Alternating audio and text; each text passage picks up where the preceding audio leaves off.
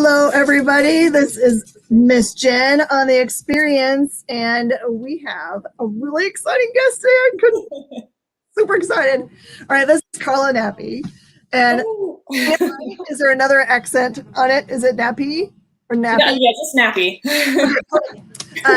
And I've been hearing buzz from Second Sight for a long time about this book that's going to be coming out on Wednesday. It's so cool. I looked at all your other bio stuff and I was like, oh my gosh, I did not know. I can't wait to talk about this. So Karla, tell everybody just kind of like just a brief background. We're going to talk about it for a long time, but just a brief background of how you ended up in comic books. So I started going to conventions when I was in Los Angeles, and that's when I started to fall in love with the medium of comic books. And I had a friend that was working for Clive Barker and Mark Allen Miller, and he was doing comic books. So that was like one of the first comic books I read. And then I decided to take a comic book writing class at Meltdown. And then from there, it was just like, this is what I need to be doing for the rest of my life. So Meltdown Comics, did you like see the advertisement for the writing thing on like their website or something? Did you wander in and hear about it? No, I had been looking online for classes and I had found one that was just purely online, but at the time I knew I was not a good online learner. I did better with in-person stuff. So like if it had happened this past year, I'd be screwed. But Jim Higgins was doing the class at Meltdown Comics. And so I started to take the class with him, and I met a bunch of other comic creators that I'm still friends with today that we all share our material with. Oh, that's perfect. I just want to take just 1 second to remind everybody that's going to be coming to watch this awesome interview that is a fully interactive interview. So if you have questions at any time, you can totally throw them up in the chat and I will actually make sure that they get answered for you. So that's way cool. It's way different than an interview. Usually you just have to watch it and think to yourself, oh, I hope they ask my question. What's happening? So it's kind of like a marriage of like a traditional interview and like having the open mic at Comic-Con. Nice. So I see that you've been had a long, wonderful history in TV writing. Was that where you started in your writing career? Yeah, so I went to NYU's film and TV school, and then, I worked in New York for a little bit. I've lived in LA 2 different times, worked there in a million different TV shows on both coasts, actually, like Rescue Me and Good Wife, things like that. The last show I did was Sirens. And then I got a chance to write on Suits. I did an episode and a webisode of Suits. So fun fact, I actually have met Meghan Markle. And then, I kind of segued into comics from there because Duplicant was adapted from a pilot script that I wrote back in like 2014, 2013. So when you write a pilot treatment, is it usual in Hollywood to have written a treatment for a pilot and shop that around? Or is it more likely that you're going to get hired to write a treatment for a pilot?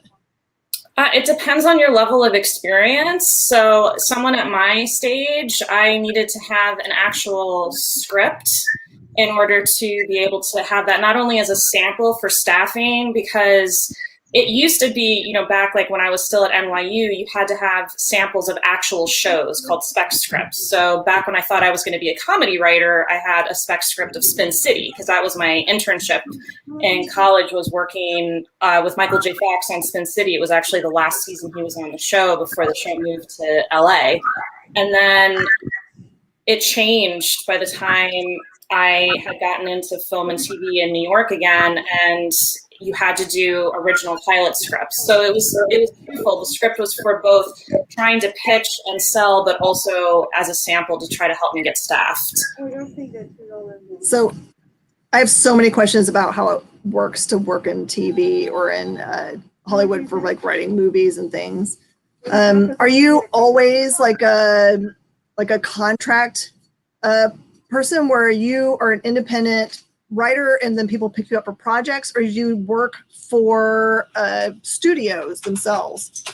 So For me, I've only had the one professional writing credit on Suits, and that came because I was their script coordinator. So I had worked as the script coordinator on the pilot in Manhattan, and I hit it off with Aaron. And then when the show got picked up to series, he offered to have me work on the show in LA, and that's what moved me to LA the second time. And so I lived in LA for about almost a decade. And he gave me a chance to write. And then after that, it was mainly script coordinator jobs and trying to break in as a writer, but I never actually made it to staff writer before I segued into comics.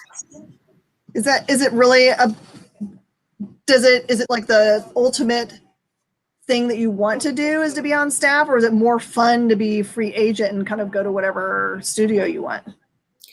Well, it's such an interesting thing with because my grandfather worked in a union his whole life as an electrician. And so, in that type of world, you go to your union hall and you're like, I'm available for work, and there's a list of jobs. But in film and TV, even though there's a union for the writers, it's not the same thing. You don't go to the union hall and you get a list of jobs.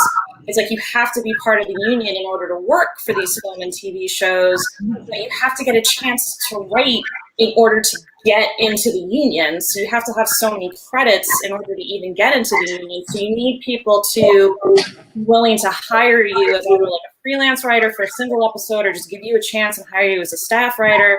It's incredibly complicated. You have to go on all these meetings. Like, the studio has to want to hire you, the network has to want to hire you, the showrunner has to want to hire you, and they're getting inundated with recommendations from every agency in town and all their friends.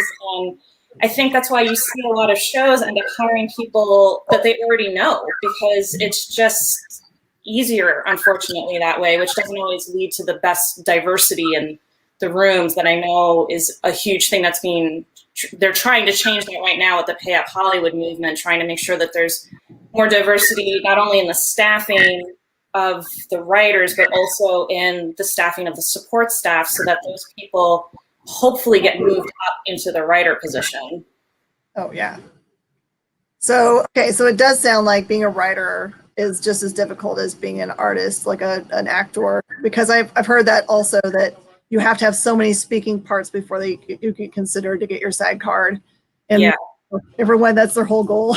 And you have to, what you have to do with what I've seen from when I've worked on set is you have to be really good friends with the second AD and the first AD, because they're usually the ones that are going to throw you in for those quick one-line roles, and just having that one line is what helps you build up those credits to get to it. And each coast is different for the Writers Guild, as far as if I had done that one episode of Suits in New York, I would have been a full member of the Writers Guild. But in LA, the Writers Guild required more than that one episode. So I was brought in as an associate level member, which got me the health benefits for a full year. But then after that, I wasn't a full member. That level of membership only lasts for 3 years, and then you're out.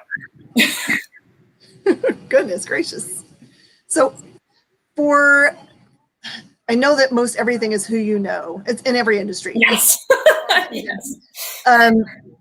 For script writing, is it for that person? Who do they get chosen by? Is that director?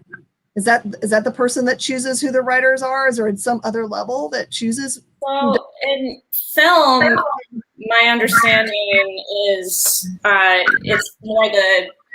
it's the studio that's going to be hiring you for those jobs. And then usually the director is brought in after the fact, unless the director already owns a property that he's looking to bring to the studio himself, then that's a whole other ball of wax. But when it comes to TV, it's the showrunner. So the showrunner is not always, typically the creator of the show. So the showrunner is either the creator of the show, or if the creator of the show were someone like me, they would bring on an experienced showrunner to partner with me. And then that person is the one that makes the staffing decisions, but usually in conjunction with the studio and the network. It depends on how much leeway those two entities are going to give this person in their hiring choices. Because, they're the ones spending the money on it. Is there, do people specialize in things? Because I know I have a friend that he ends up doing what amount to script editing all the time. Yes. He doesn't write the original script, but he gets handed scripts all the time to do the fixing of things, like when things don't make sense in storyline, he has to figure out a way to make it work. The people, they specialize just in like modification of scripts and not the original writing of them. I would say that's more common in features, not so much in television. In television, you'll be more specific to like a specific genre that you write. Like you do comedy, or you do medical dramas, or you do law shows. But sometimes you can do all of those. It just depends on how willing people are to accept that you can do those different types of mediums. Now, what used to be called Duplicate, when it used to be a pilot, now it's called Duplicate. It feels very much that sci-fi married with a little bit of medical things. Or do you have a background in any of those? Well, sci-fi is just what I've always loved growing up, watching and reading and all that. And then medical, I guess, was probably just an influence of like my own crazy medical history. I've had like a bunch of weird medical stuff over the years, and dealing with insurance and not having insurance and things like that. And then, I think I mentioned this on other podcasts, like the AIDS epidemic. I grew up with that when I was a kid, and that was like a huge part of I felt like it was just a huge part of our daily lives, like, Ryan White, and trying to make sure that people knew not to be afraid of someone who had AIDS and to treat them as you would anyone else. Absolutely. All right. You have a really cool creative team. So Mariana Streskowska, hopefully I'm not messing that up. Josh Reed, Carlos Mangual, Leila DeLuca, and Owen Gianni. Hoping I'm messing up anyone's name. If I have, totally just like shoot and be like dummy. But there are some really talented people in this group. How did you guys get together? How was the mesh happening? Oh, well, and don't forget Vince Hernandez. So he was so sorry. He was my editor on the first issue. So Mariana came to me by way of Rylan Grant. He was one of the writers that I met at Meltdown Comics, and he knew this guy who had these connections with overseas artists. And so he introduced me to Mariana. I think she was like recently graduated from art school or not that far away from it when we met up. And then Josh came to me by way of Vince. Vince I like ambushed after a panel at Long Beach Comic Con. And I didn't even like have anything at that point other than the script for Duplicant for the first issue. And so he was nice enough to like read the script, and he really helped me with, making sure that the script was in as good a shape as it could be, and helped me with like learning how to communicate with an artist. And he's the one that hooked me up with Josh, because Josh used to do all the lettering for Aspen, and Josh also did my logo, the Duplicant logo. And then Josh got hired at DC, so he hooked me up with Carlos, who's taken over the lettering since then. Layla and Owen came to me by way of my friend Himkar. Himkar did Boy One, and then, which was a comic book a couple years ago from, I want to say, IDW, and he has a new book coming out in May, I think, called Redshift from Scout. And so Layla had a cover for him for Boy One, and so he hooked me up with Layla, and Layla came on board and has done all of our covers. We're huge Scout people here, so with Bated Breath for Redshift, all I have is the ash can, and that's just a huge tease. Himkar's amazing. I met Himkar, a friend of mine that I worked with had passed away, and his mom had made this nonprofit in his name that I had helped with. And so Himkar was one of the award winners of this grant we did in my friend's name for filmmakers. So Himkar and I have just kind of kept in touch ever since. And he as well had veered into comics, which was another kind of inspiration for me to veer into comics, because I had seen one of my friends already do that previously. Mm-hmm. So I heard about Duplicant, I think, from Spike Durrell. I think he started talking to me about it in generalities maybe 6 months ago during the middle of COVID. I think in hopes of getting, like to get to have a variant cover or something, which I would have loved to have done, but I became overwhelmed with other things, and it's on me. I dropped the ball. But how I love the storyline so much. How much changed or didn't change from what you had written for the pilot, and what ended up on the page that we're going to see on Wednesday? The pilot is actually so radically different from what I ended up putting down that my agent no longer uses it as a writing sample for me because they just don't match up anymore. Matt became like a much more involved, active character. Pamela in the pilot script was literally a one scene character. That was it. So she's become a much bigger part of the story. You know, she continues on in all of the issues in some way, shape, or form. So it's like, and the backstories, I delve way more into the backstories of all my characters. So having the comic books kind of freed me up to do more character work, which is what I feel like is one of my strong points, is being able to do character work. Yeah, I've kind of noticed that. We've seen this as comic book readers over the years. There's for example, what we got with Robert Kirkman's Walking Dead comics and what ended up on the screen. There were a lot of characters that had much bigger roles or less roles or didn't exist in the comic books that showed up that are like the most popular characters on the show. So I think that you're right, that there's like some character development that you can't do one way. It's hard to hear in people's heads, for example, when you're on the screen, unless you're doing a lot of narration, which is also but in comic books, you can do that, just in novels where you can get really deep into the psyche of, you know, what their motivation is, what they're doing, what they're thinking, and why they're doing what they're doing. It's a big difference. And that's why I love comics so much. Yeah, it's definitely, it's been awesome just to be able to have something I wrote come to life. Because, you know, in film and TV, a lot of times you're just writing into the void and it never sees the light of day except for like whatever executives are bothering to read it. Mm-hmm. Yeah, I'm sure it makes you a little bit crazy as a writer to see, like you write things for them to use, and there's so much. Even as actors, I see that it ends up on the cutting room floor, and you think it's your best work, but no one ever sees them. No one ever sees it, yeah, because it's like editing is just a whole other animal, and you know what you've written to what's filmed to what's like edited is totally different. It's just an interesting way, like how something would work in a comic book doesn't work in a film because the audience has a different way of viewing and expectations and everything. Absolutely. All right, let's talk about Duplicant now, because we've talked kind of around it, but now we're going to talk more specifics. Tell everybody kind of what the general storyline is.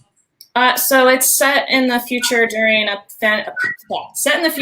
pandemic of organ failure, and it starts out on Pamela, who's a paralegal studying to take her. Oh my gosh, sorry, having a tongue tie moment. So she's studying to become an attorney when she gets sick with the organ failure pandemic, and she needs to have a new set of lungs created for her because in this world we don't use human organs, we use these printed organs for you, but they're so expensive you can't afford them.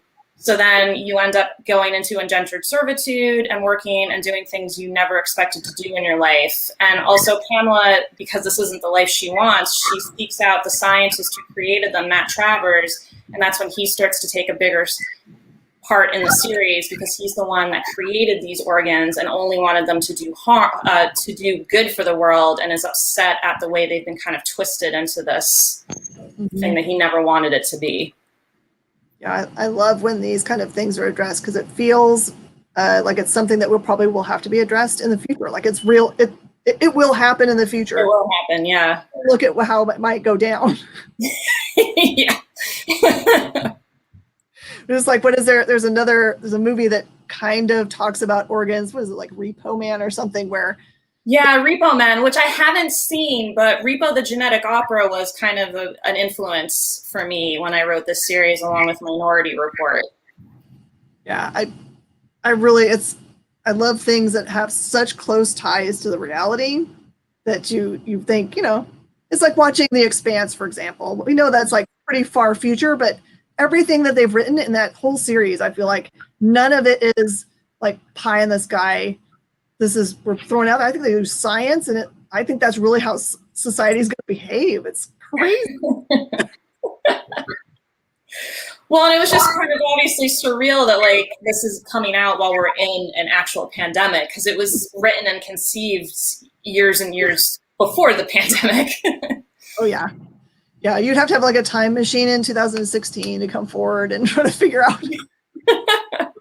Exactly. I'm very glad we don't have a bunch of organ failure because otherwise it'll feel like you were a prophetic. Well, sometimes it feels like it is because, like, I know people have been having issues with their lungs and their hearts and their kidneys with COVID. So I was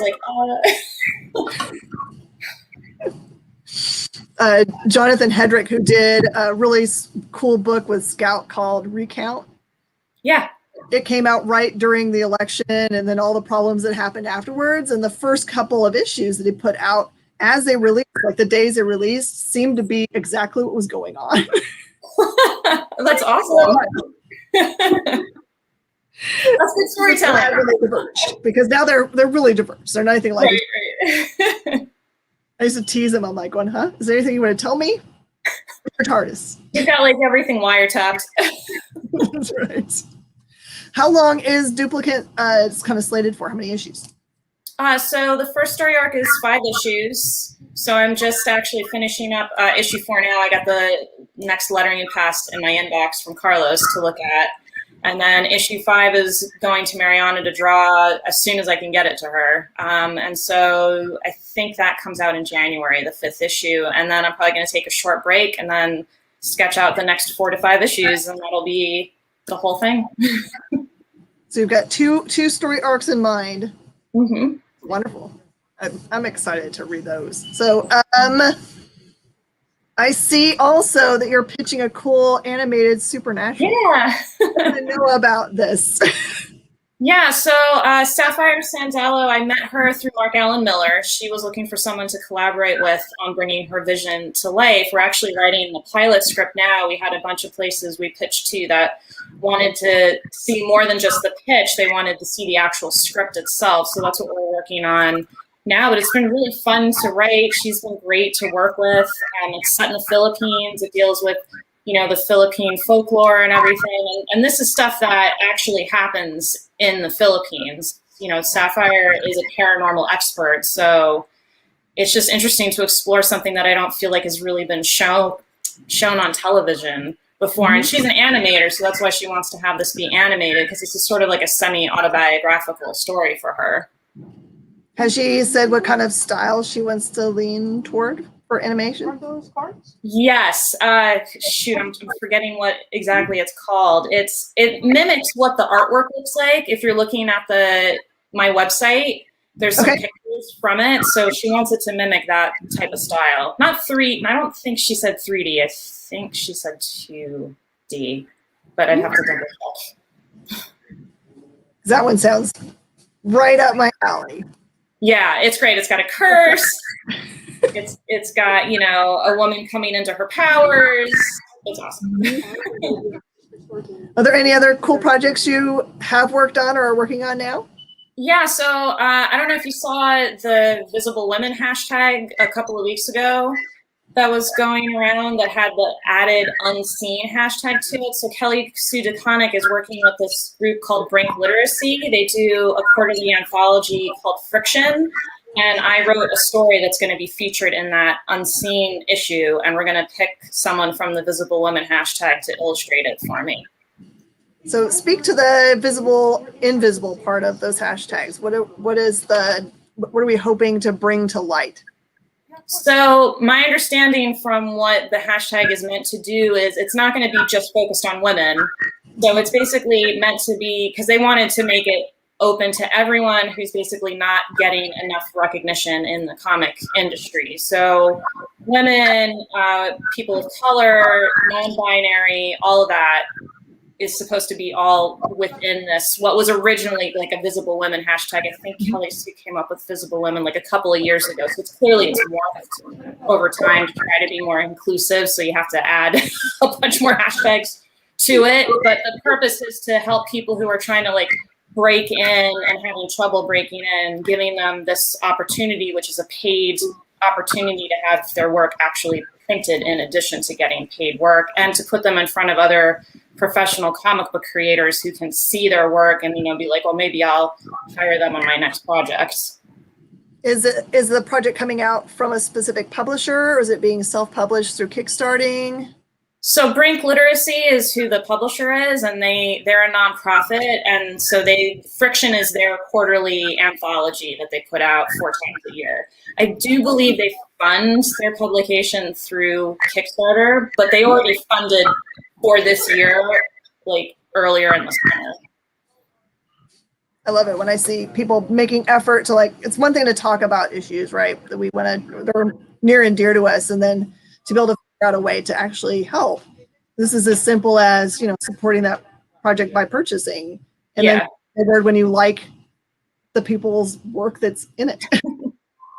Well, and I hired a Visible Woman colorist to do the color work on the cover, the exclusive cover that Lost in Comics did with Carl Mostert. So, because when we saw I was like, oh, why don't we get this colored? And then I was like, let me see if I can find someone off this hashtag, and that's how we found Amanda, who did the color work on that.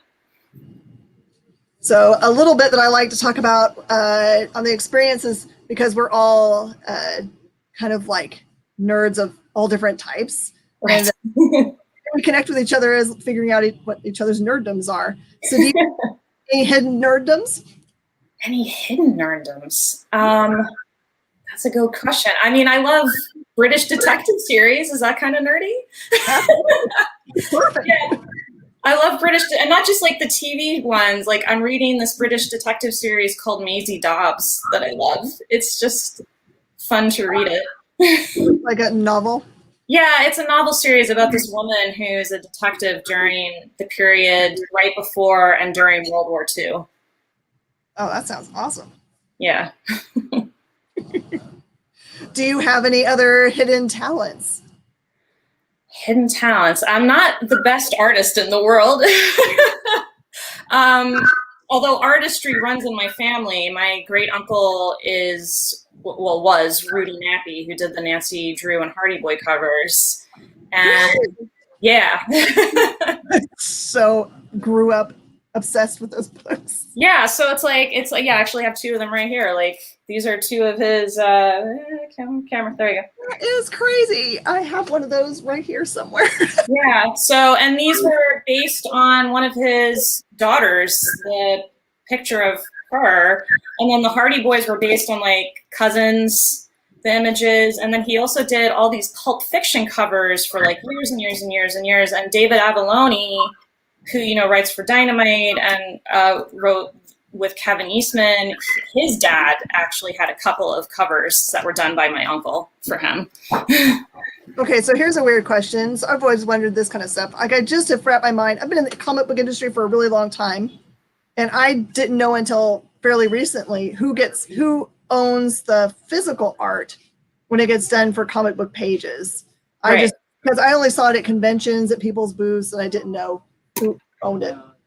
So for like art for covers of books like that, did your uncle get to keep the art and that was his and he still has some of it, or did that go with the publishers of the book? Or that's a good question. I actually don't know. I believe it went to the publisher, because we've had people ask us since he passed away, like, where those pieces are. And I have artwork by him in my house, like original pieces, but they're not covers. They're other landscapes or, still lives that he did.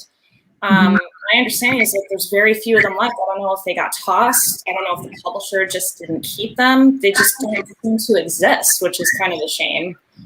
You know what I bet? I bet you they're stashed in someone's warehouse or their offices, and they'll just come to light someday. They're like, oh, what is this giant pile of really cool things? The Raiders of the Lost Ark theory. It's true. One of the boxes will start lighting up. Yeah. In this case, it'll start ticking like an old clock. There you go. Did you, as a young person, read them and know the connection? I did know the connection from a very early age, but I've actually, funnily enough, I've never read a Nancy Drew book. I don't know. I guess it was just never my thing. Like, I keep thinking, like, I should just try to read it, but then I'll try and I just can't get into it, which is kind of a shame. Which is funny that you like British mystery shows. Yeah. Yeah, I also love mystery, but I just couldn't. I don't know. Maybe by the time I like was introduced to it, it was just outside of my wheelhouse at that point. Maybe I've recently decided, and it's such a weird, bizarre thing as a full adult to realize that YA novels are awesome. Oh yeah. I think I figured out because like when adults write books, they put like adult problems in them. And I Yeah. remember those. And so when you read YA, it's all like silly problems like that boy likes me. Well, yeah, like I loved Harry Potter and I loved Hunger Games. I mean, not that Hunger Games is super light reading, but yeah, those were great novels, and that's totally YA. Yeah, like I'm currently reading The Ranger's Apprentice, which I think is aimed at 8-year-old boys, but that's all right. Do you collect anything? Do you like have a toy collection or comic collection or rock collection or any of those kinds of fun things? Yeah, I have a pretty big comic collection. At this point, it's mainly filled with Kickstarter books. But I'm trying to collect like all the trade paperbacks of Fables, because that was like the first big series I really got addicted to. And, I just haven't had as much time to read as I would like since, I've got a little guy that keeps me busy most of the time. You can probably hear him in the background every so often. I can't. How old? He's 3. Oh. Yeah. Yeah, I enjoy every second of it. I know it seems like there'll be days when you're like, I cannot wait to get to the next phase, but 1 and 18 now, and they're delightful human beings. But I miss those little young days when, they would wander in from another room and have like chalky looking all over their face. And I'd be like, hey, sweet boy, what have you been into? Mama's candy. And it was like I got like tummy medicine, the Tums. Oh no. I was pregnant with the next one, Oh, no. They had to call the poison control. I'm like, is it bad if my child just ate like a fistful of Tums? And they're like, no. Awesome. Is there anything really funny that they've done like that yet? Yeah, well, I think he does a lot of really funny things. Like I told him once that like his father had like butt cheese as a joke. And so he decided to use Legos to recreate butt cheese. My husband was not happy with that, but I thought it was really funny. I ended up ordering. Just wait. I don't know. I don't know if I'll actually end up reading Diary of a Wimpy Kid, but my kids for the longest time would give each other the cheese touch, which cheese touch. It's a dumb thing. There's like an old piece of cheese on the ground, and they dare each other to touch the cheese. And then if that person touches another person, they have the cheese touch because that sounds like cooties. And we play it as adults still. Like, okay. One of our friends has the cheese touch right now, and they've forgotten about it, so we feel like we're pretty safe. But if you cross your fingers, they can't give it to you. Oh, that just I don't know why that reminded me, but I used to go to the Rocky Horror Picture Show every night in high school for like years and years and years and years and years. I had my birthday party at Rocky Horror. Did you always play the same part, or did you just? No, I didn't play any part. I was just in the audience. I knew all the moves to everything, and I got away with them not popping my cherry for like years until they realized that I had snuck by without having that done, and then forget it. Because I had gotten away with it for so long. I would just figure that everyone chose a character that they wanted to like. Whenever that part came up, they were going to do those lines. No, because they had the theater I went to. They had the same people doing the parts all the time, so it was like I was just one of the regular audience members that came all the time that they expected to be there. So much fun. I miss getting to do those kinds of things. When everything normalizes again, what's the one thing that you crave to go do so much? I would love to go back to Disneyland. I really enjoy going there, probably without my son because it's a whole different experience. But yeah, if I could just spend the day at Disneyland enjoying the rides and stuffing myself with candy, then I'd be a happy camper. Oh yeah. So how did you hook up with Second Sight as a publisher? So they had an article. There was an article that Bleeding Cool did about them, and I saw it, and I emailed them, and then Spike messaged me probably like 15 minutes later, and next thing I know, I'm talking to Marcus, I'm talking to Bradley, and they're like, "We wrote the book," And it just kind of went on from there. It was pretty quick. It was awesome. What I love about all three of those guys is that they are really on fire for what they're doing. They're so excited all the time about what's next. Especially Michael just message me in the middle of a day and just say, "Hey, sister." Hey, sister. I know what he wants. Right. Talk about how many books you want to have. Right. I always feel bad when I just leave it be because I'm like, well, I can't do that right now. Yeah, you're like, no, not right now. You're like, I'll get to you later. It's like, I know it's FOC. I'm going to order a bunch of your books. Stop it. Oh, goodness. I'm trying to think what other cool things we can talk about. What do you suggest for somebody that's interested in getting into writing, specifically for, we'll talk about both different things, but for, if they're interested in writing for TV, what's the thing that they need that's the most important for them to do? Well, they need to be confident in their own writing style. That's a huge thing. You need to know what your specific voices and your specific skills are. And the more scripts you can get your hands on to read, especially if you're in Los Angeles. I don't know if the Writers Guild Library is open right now with the COVID restrictions, but it's usually free to the public, and it has scripts from everything in it. That was one of the things I used to do as a script coordinator, was provide them with the scripts from the shows I worked on for people to study. And then just watching the shows you like, if you don't have access to the scripts, then breaking down the shows you like to see how they do, what their beats are to get there, their act breaks, all that stuff. Like, there's so much to do to study and to get there, and then just continue to write. The more you write, the more you'll be confident about your own voice and your own style, and the more you'll have product to show, because you don't want to finally get a chance to like have someone read your work and only have one thing to show them, because if they really like what you have, you need to have multiple samples and multiple strong samples. So I never thought of that, because usually whenever I ask that advice of people like that do costume work or anything else in the industry, they're always like, just do it, do art, do it over and over and over again. And this is the first time I've ever thought about, like, instead of just doing a bunch of writing, to go and seek out other successful writing and to study it like you would study anything else. That's very insightful. Yeah, I mean, because that was one of the advantages of being a script coordinator. I get everything that the writers create. I get the outlines, I get the story beat sheets, I get the writing room notes, I get the scripts. My whole job is to read all that stuff all day, every day when I was a script coordinator. So that was just a great training ground. And then how about for people that are interested in writing for comic books? Was there anything you learned in getting into being able to do that? It's funny because, like, I think my background in film and TV really helped me be able to write comics, because it's such a visual field as it is anyway. So to be able to, sort of edit your comic book when you're doing these panels, I think is coming from my background in film and TV and from editing, because I actually initially thought I was going to be an editor for film and TV. And then I was never going to try to write comics until I could take a class, because in film and TV, there's this very specific structure you tend to follow. And in comics, I had no idea what that looked like or how it worked. So what I did was, like, I was going to the conventions and I was going to all the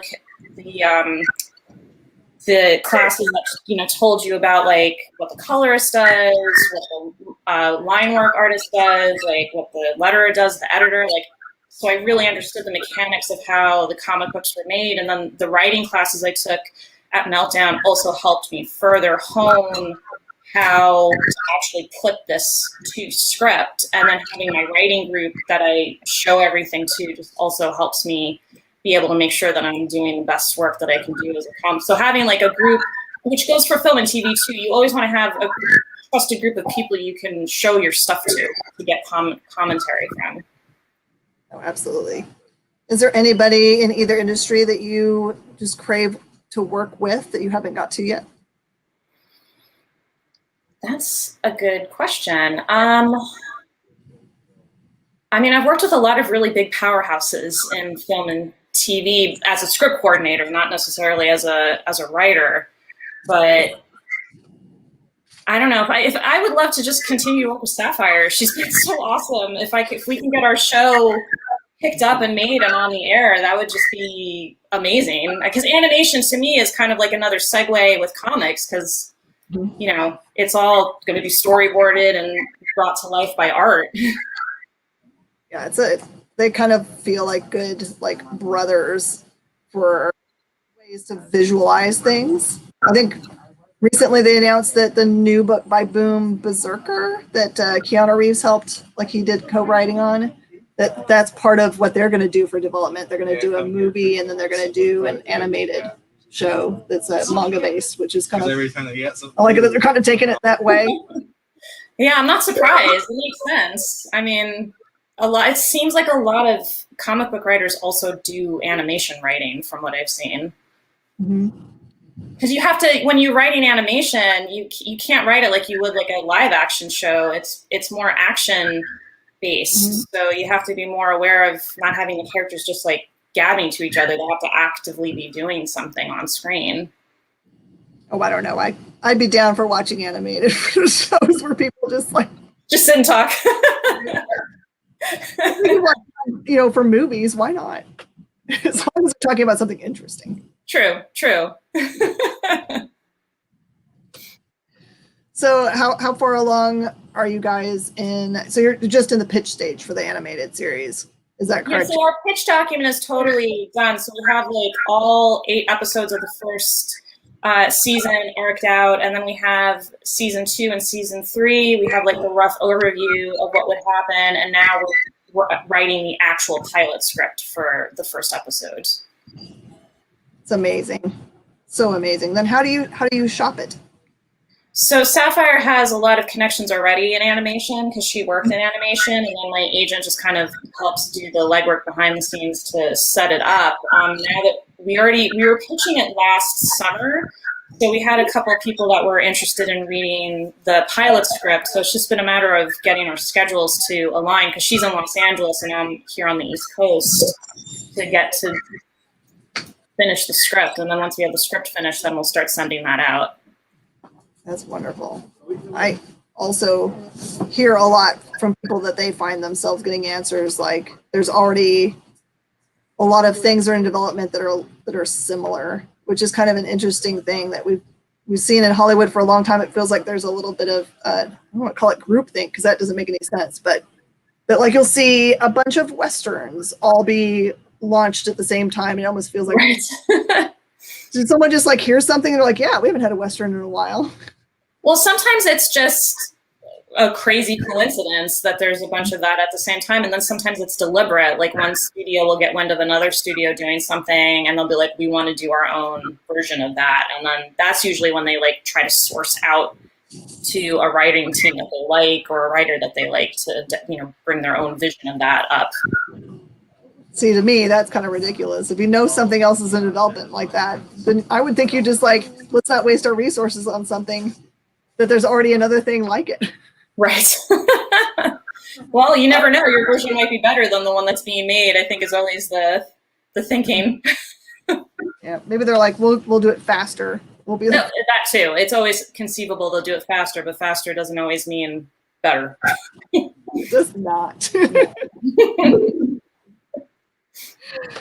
Oh my goodness. Let's see. What is your very favorite collectible that you own? What is the thing you like put on a high shelf so that 3-year-old young you can't get to it?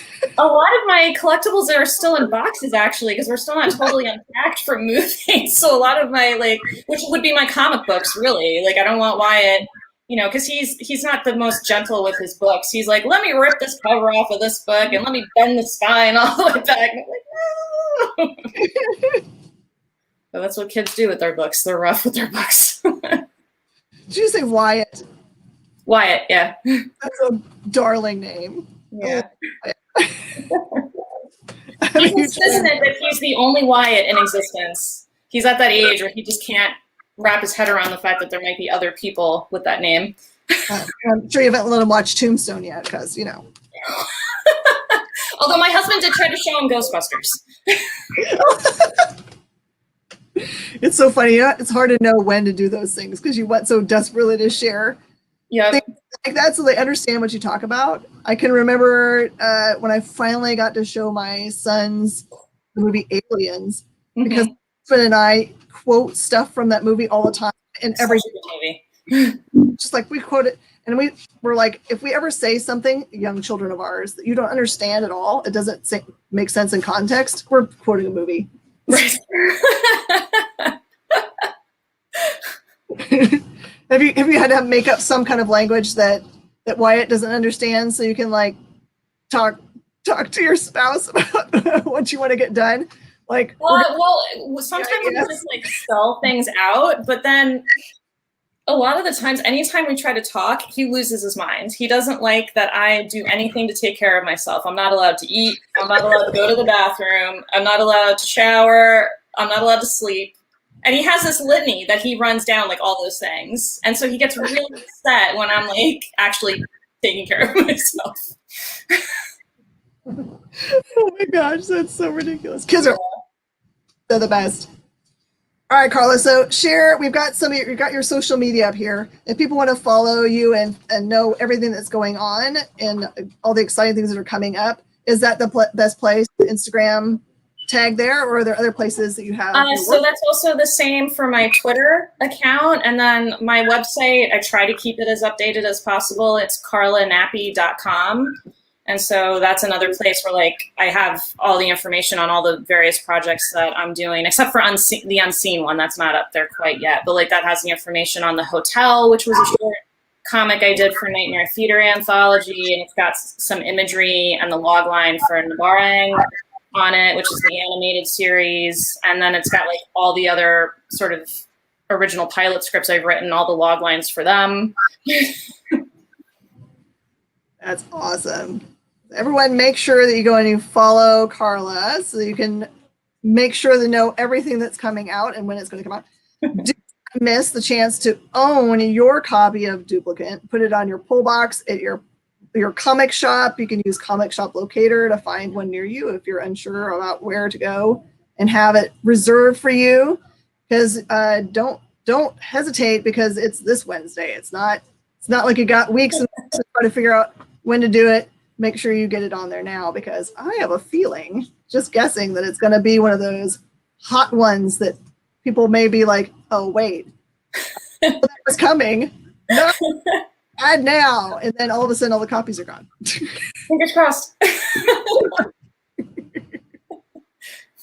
Yeah, I'm hoping in the summer I can do like a signing, but there's too many restrictions here, and I'm not vaccinated yet anyway because I'm not allowed. Tomorrow, I think my state like finally opened it up where I can get vaccinated starting tomorrow. So, oh, that's awesome. Yeah, yeah.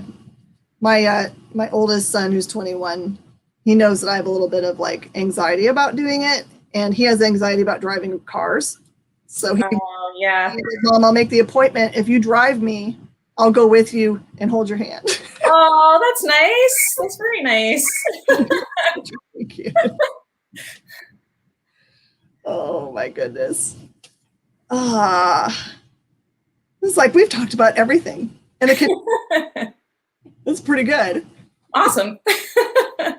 Where's going to be your first vacation, do you think? Well, we went to Hershey for Christmas last year. Yeah, we stayed at a rental house and we did the theme park because it was all outside and they require masks. So we felt like it was about as safe as you can get these days. And Wyatt, of course, loved it. He was like on all the rides. He was like, can I go on the really big roller coasters? Which are not running in the winter, but he's too tiny for anyway. I was just like, we've got a daredevil on our hands. And he's like brave about it. He's totally brave about it. Like any of the big, the kiddie rides that were like the version of the adult rides, he was like, again. And because it wasn't crowded, because normally at Hershey Park at Christmas, forget it, it's like crazy land. But because it was so empty, he could go on some of these rides like again and again and again. I think at some point we're going to be like, we really want this all to be over, but then we'll kind of think to ourselves, you know what? It was easier to get a seat at a restaurant. It was like I went to get I had to get shoes the other day. I went to an REI, and normally you're just like standing there forever hoping someone's gonna take pity on you and help you out. And they had a virtual check-in line, so I stood outside until they called me in for my turn, and then you get helped by someone who's just helping you so that they can get in and out as quickly as possible. Like, this is great. They need to keep doing this. Might be spoiled enough to be like, you know what? We're okay waiting in our car for our turn. Pretty much. I was like, I'll just wait outside. This is awesome. Get some fresh air. Don't have to worry about being inside. Exactly. All right. It's one of those things, like we've just started doing special kind of cool commercials, like full animated versions of comic book pushes, which I've really enjoyed. Like people make motion comics. Oh, yeah. Yeah, I've seen a Macroverse, right? Or Macro, whatever it is, Macro Media or something. Yeah, or just like our comic is coming out next week and we're going to make one that looks like a little mini movie so you can be excited about it. Yeah, my friend Jesselyn did that trailer that I sent you guys, which was awesome. It makes me so happy because I think that for people that are very visual people and even audio people, they add a lot because there's only so many people you can hear talking about a book, about it, or so much ad copy before you're like, eh. Yeah, well, that's why I was so glad when Jesselyn said she had the time to do these little mini videos for me. She's doing one for issue 2 right now, actually. Can't wait for it. We'll totally want it for the experience. That's what we're about, is like full immersion into everything nerdy. Awesome. That's the way to do it. Absolutely. All right, Karla, I'm gonna let you go because I know you're super busy and you got a million things to do. I'm super thankful that you were available to come and talk with us today so that we can get all hyped about Wednesday. I wish an instant sellout for you so that you have lots of support for everything that you want to work on. Thank you. I appreciate that. Thank you for having me on. It was great chatting with you. Thank you so much, and we'll have you back sometime. Please keep in touch with us. Okay, sounds good. Bye, everybody. We'll see you in just a little bit. All right.